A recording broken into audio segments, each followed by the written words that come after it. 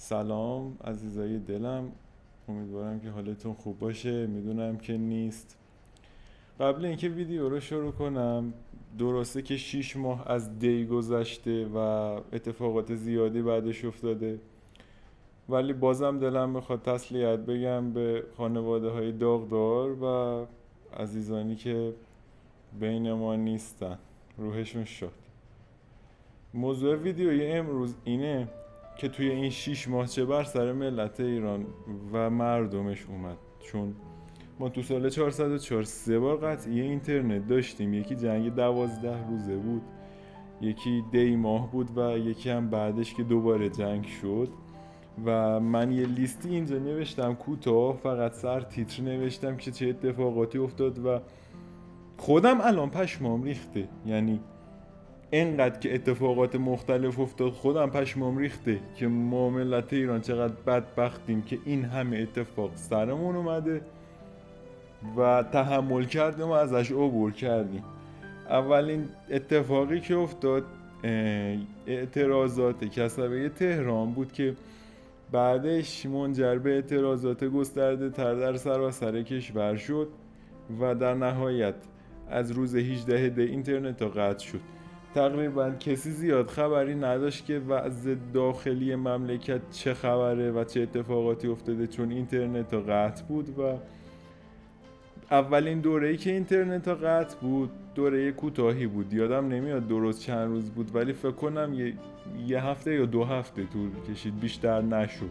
و بعدش که اینترنت دوباره باز شد تازه فهمیدیم که چه بلایی سر این مردم اومد و این دل شکستگیه و هممون بود.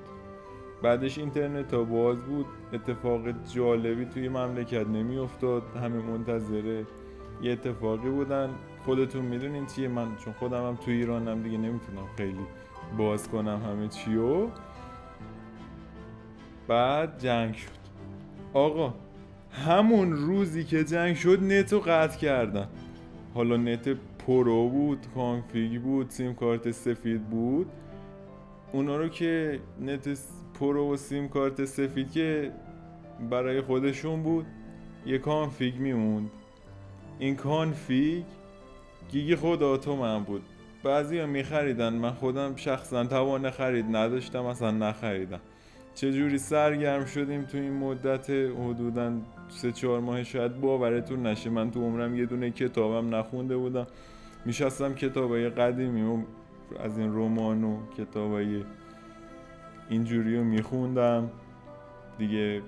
کارهای مختلفی میکردن همه. من یه پت خریدم، یه عروس هلندی گرفتم و جالب اینه 2 نفر دیگه هم من میشناختم که رفتن توی دوران قطعی اینترنت عروس هلندی گرفتن. یعنی قطعی اینترنت هر چقدر برای ما مردم بد بود، حداقل باعث شد عروس هلندی مملکتمون سر و سامون پیدا کنن.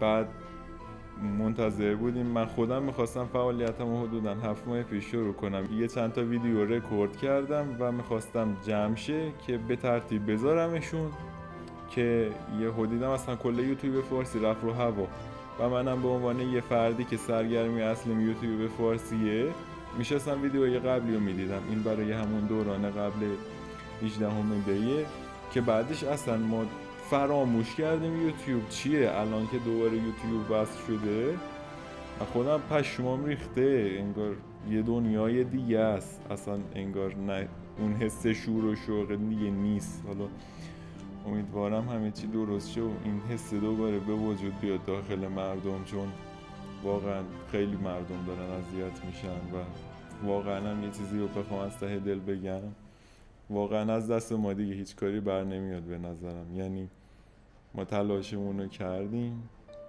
نشد. وایسادیم یه اتفاق خوبی بیفته، نشد.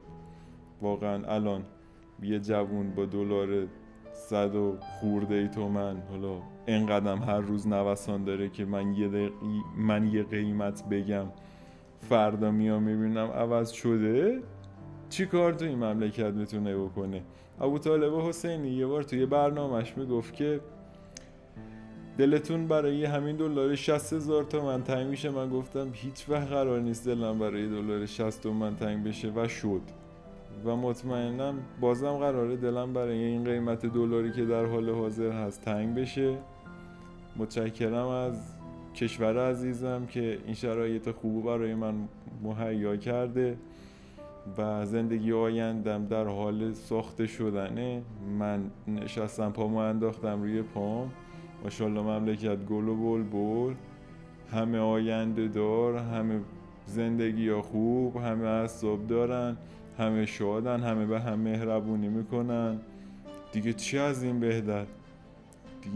این بهتر؟ واقعا نمیدونم این اوضاع کی قراره درست شه، اصلا بشه یا نشه. چیزی که میدونم اینه که ما باید وایسیم تا آخرش.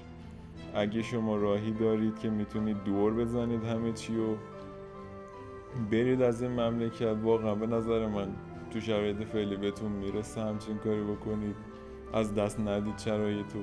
اگه نداریدم خب بسوزید و بسازید واقعا، ولی دلم نمیخواست اینجوری باشه شرایط. و من حقیقتا این ویدیوی اولیه که توی چنلم دارم منتشر میکنم، اولین ویدیوی لانگ، و من دوست داشتم چنلم ویدیوهای فان توش داشته باشه. اصلا دلم نمیخواد این حرفا رو بزنم، ولی واقعا خستمون کردن، خیلی اذیتمون کردن. توی هر کاری پا بذاری داخل ایران 100 تا مانع جلوته و اصلا نمیدونی چه جوری باید اینا رو پشت سر بذاری. هر کاری، یعنی استثنا هم نداره، نمیدونم فنی باشه، درس خوندن باشه، هر کاری که میخوای انجام بدی خیلی اذیتت میکنن و امیدوارم این وضعیت درست شه. متشکرم از عزیزانی که این ویدیو رو دیدید. این احتمالاً جزو معدود ویدیوهای چنله که فان نیست و من خیلی داخلش جدیم. انشالله از ویدیوهای بعدی جبران میکنم. خداحافظ.